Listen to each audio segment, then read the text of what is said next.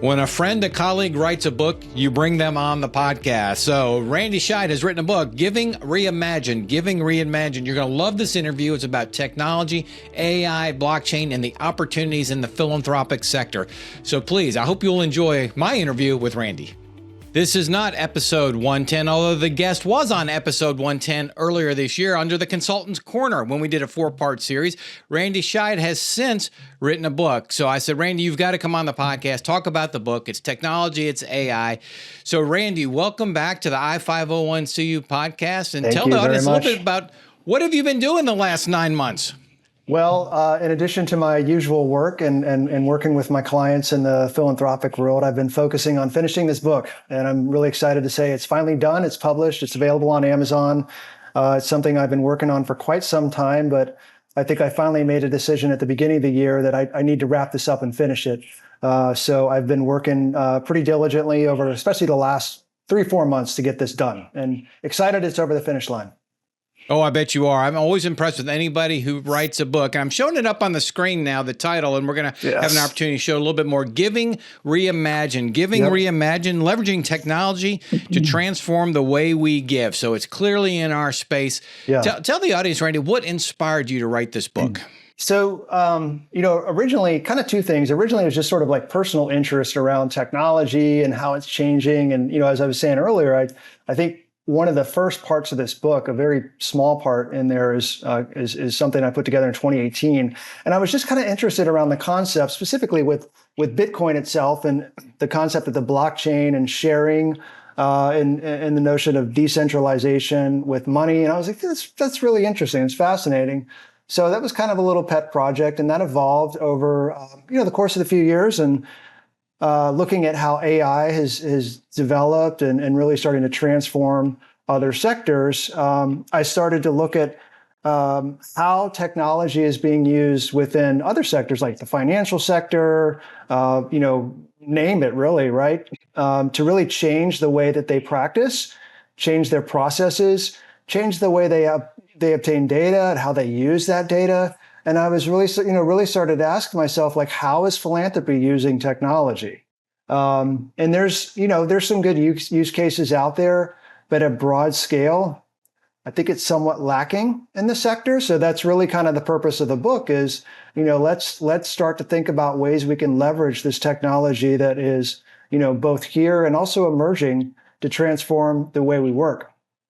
And historically, our industry is behind in the technology curve. Maybe that's a simplified statement, but so why is this topic important right now to our sector? Well, I think that's a good question. It's super timely, right? Like, I think, and you can't go anywhere without hearing folks talk about AI and starting to use it. But I think the reason it's super timely for the sector is we have an opportunity to kind of take control of how AI is developed and how technology is developed so it benefits us.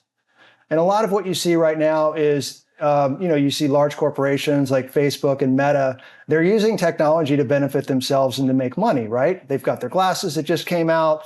They've got all these different products that they're putting out. But philanthropy, I think, should, take charge of the development of technology and try to develop solutions that we can use as a sector and not rely on corporate interests to develop technology that's for their own, but it doesn't really benefit the sector very broadly, and it doesn't really kind of help us further our work.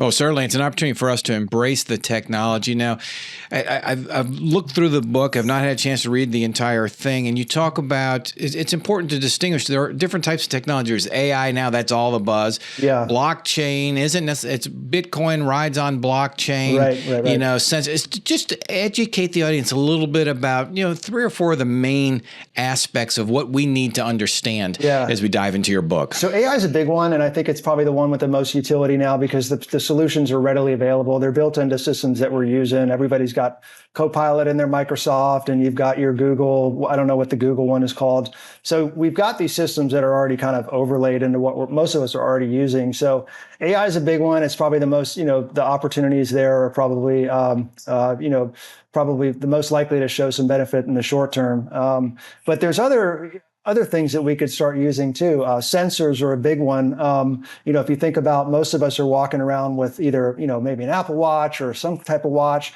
or you have your phone, which has a lot of sensors in it that can tell your movement. It can look at your face with the camera to figure out how you feel, different things like that.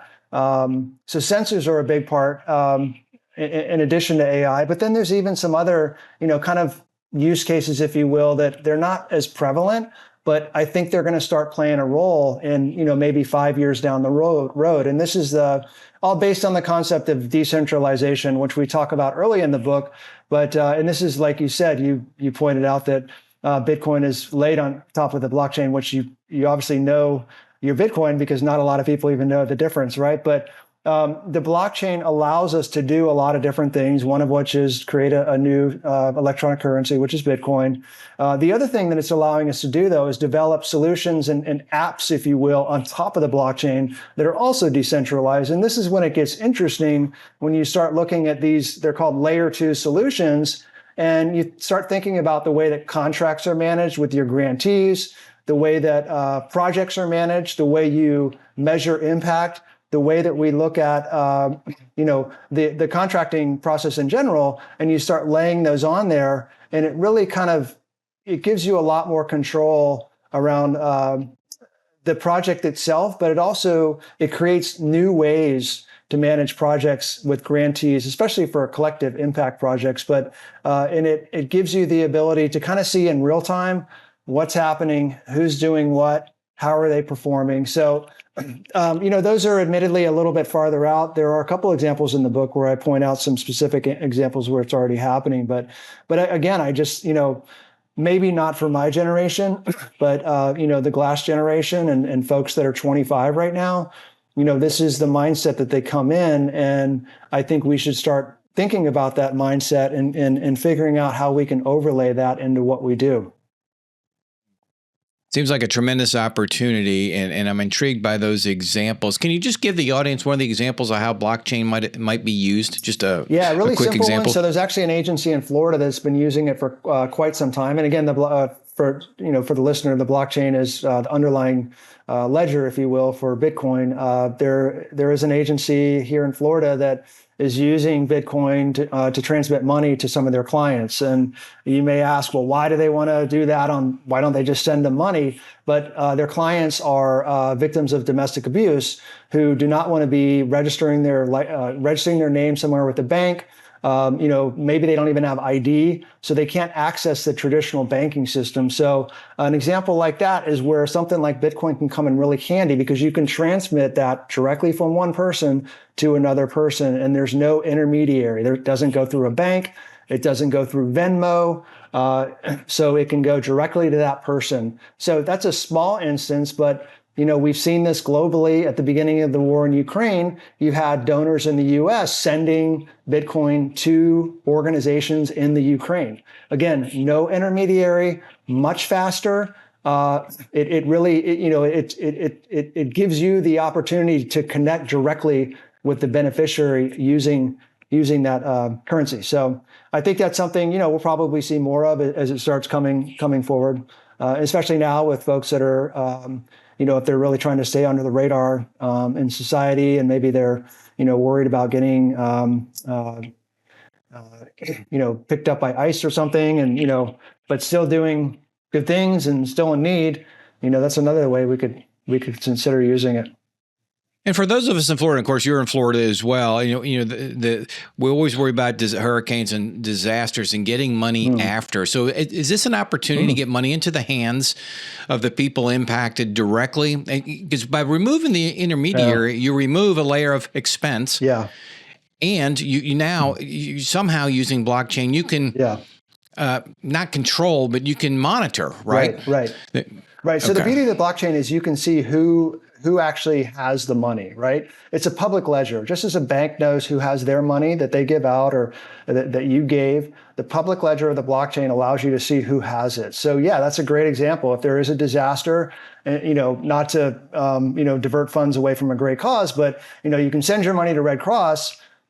When's it going to get to the individual? What steps does it have to go through on their end? Or you could use something like this to send money directly to an individual, and they could connect with a contractor who's also willing to take Bitcoin now, and just do things a little bit quicker. Yeah, this is going to be transformative. So now, what's the biggest barrier holding the sector back? Well, there's a couple. Probably first and foremost is there's really just a lack of investment in technology. And this, this is on the nonprofit side, but I really look back to the philanthropic sector first. Like if the philanthropic sector is not investing in nonprofits to provide these solutions and allowing them to purchase technology, obviously it makes it very difficult to start using to use technology. So you have lack of investment is one, and then we have a lack of utilization, which I think are kind of they both drive each other, right? The other part, just a couple other examples of some of these barriers is there's a technology gap as well. It's one startling statistic that I found, and this came from Candid, which I think formerly GuideStar, noted that only 10% of foundations have websites. And this is in 2020. 10% of foundations have websites. Michael, could you imagine operating your business without a website? You couldn't do it. Like even a nonprofit. Like how can a nonprofit couldn't operate without a website? So we have a foundation sector, the philanthropic sector, that is only 10% of them have a website. I think that's a statement in and of itself. So yeah, that's a big barrier too. And that goes into a whole other layer of discussion around transparency and accountability, which I go into a lot in the book, but we can talk about that later if you want. But the other thing too is just access to talent. How do you hire a really talented individual? Just out of school, or maybe just out of, somebody that's got the qualifications that can really be creative and imaginative and using this technology. It's tough for the nonprofit sector to compete with the private sector, right? And especially with, those with like a really strong tech skills are going to be in demand. So, it's tough to find them, tough to recruit them. But I think those are things that we really have to work through. And this is, again, kind of a broader discussion in the book. This needs to be sort of a sector-wide, a broad discussion about how we do this. It can't just be one-off, one foundation that, and it's really got to be broader. And the foundation has to sort of coalesce around this idea of like, we do need to create more investments. We need to invest more in technology, but we need to do that because we want to drive more transparency, more accountability, ultimately leading to greater impact at the nonprofit level.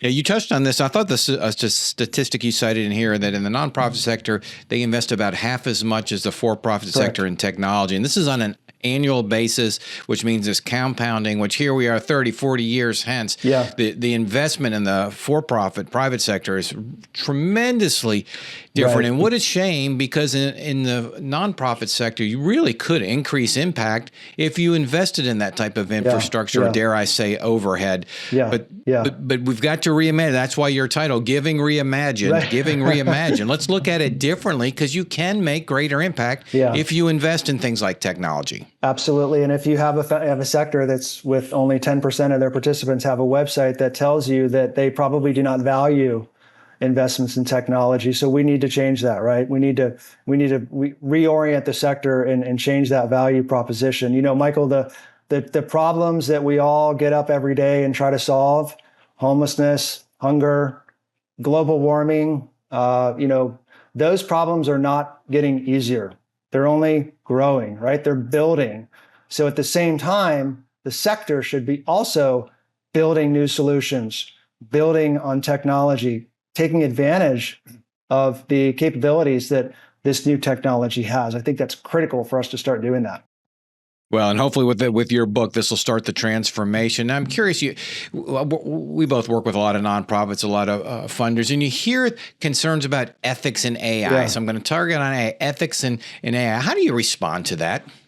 Is it an excuse, a smokescreen, or is it legitimate? I think it's legitimate. I mean, I think I think it's certainly legitimate. I think there's a lot of, especially in the environmental space, there's a lot of concerns about the amount of energy that AI uses and to produce what it does. So I think it's a legitimate concern. The only thing I'm a little bit, it gives me pause, Michael, is because again, talking about the scale of problems that we're trying to solve, we also have a federal administration that is taking, steps that we've never seen before with, leveraging hundreds of $1 million fines to nonprofits or endowments in the case of Harvard University. So we have these big global challenges that are happening. I would argue that those are greater than the ethical debate around AI. I certainly acknowledge it. I think it's important, but again, to the discussion earlier, the sector's, it's already to some degree being left behind. Like we can't get mired in this discussion, for 2 or 3, 4 more years thinking about the ethics because we just can't do that. We're holding ourselves back. I'm so glad you said that because I've been listening to speakers and people say, oh, AI, the ethical concern. I go, oh, no. Let's don't get mired in that because it's here. The cat's out of the bag. You got to go with it. There are things. Now, this is the beauty of it. There are things you can do to mitigate those concerns. Sure. And I'm glad that's in the conversation because, you want to be careful. But the opportunity, don't throw the baby out with the bathwater. Yeah, we got to, as a sector, we got to embrace this for the reasons you said. If we're going to address these issues, you're not going to do it the way we've always done it. Yeah, and that's one of the barriers too, though, is you see other sectors they adopt it's a tech first mindset. They have a problem that they're trying to address, and they think about the technology that they can create to solve that problem first. And I think a lot of times in the nonprofit sector and even philanthropic, we think of this problem or whatever it is, but we think of the programs and the kind of the usual thing, the usual solutions, but I think, approaching this from the tech first perspective will help us greatly and help us advance some of these solutions that are available to us. All right. So you're a consultant, and let's say you had a client, a foundation says, I'm interested. Thanks. Help me transform, Randy. Where do they even start? What's the process? Yeah. So I think, for both a nonprofit and a foundation, just start using it and use it transparently and openly and talk about it. Don't be secretive. Don't be shy. It's not, you're not cheating. Remember back in the day when we were in, I was probably in college longer, farther back than you were, where it was like the word processor came out. And it was like, well, are you allowed to use a word processor?